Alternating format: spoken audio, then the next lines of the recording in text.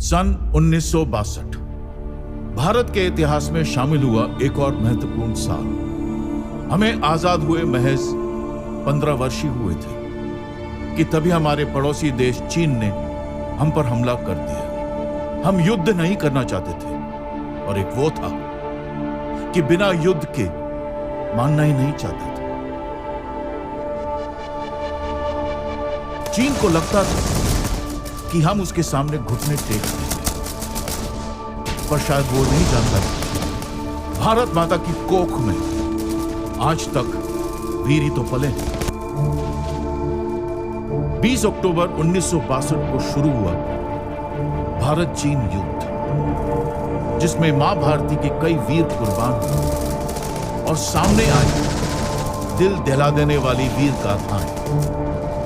और ऐसी एक वीरता की कहानी गढ़ी गई एक वीर द्वारा, और ऐसे हमारा वो जवान शहीद हो गया। पर क्या एक वीर का ये अंत हो सकता था? नहीं, वो वीर फिर से अपनी उस धरती पर अवतरित हुआ।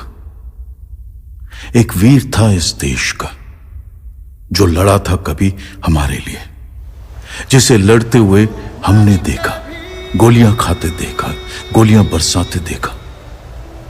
अब अजनबी नहीं है हमारे लिए वो, इसलिए सुनाना औरों को भी उसकी कहानी और कहना हमारे कल के लिए उसने अपना आज कुर्बान कर दिया बिना बोले।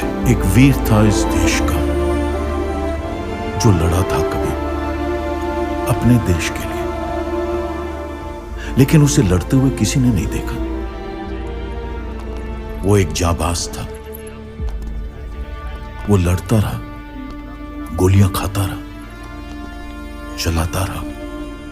आज मैं सुनाऊंगा उसकी कहानी, उसकी वीरता की कहानी, जिसको आज तक ना पढ़ाया गया और ना ही सुनाया गया।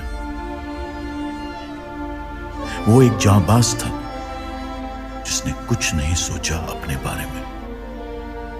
गरीब पिता का बेटा था वो, गरीबी को देखा था उसने अपने पिता के टपकते पसीने में, मां के फटे कपड़ों में। मां तक को भूल गया था वो अपनी, कभी वापस नहीं लौट के आ पाया अपनों के पास।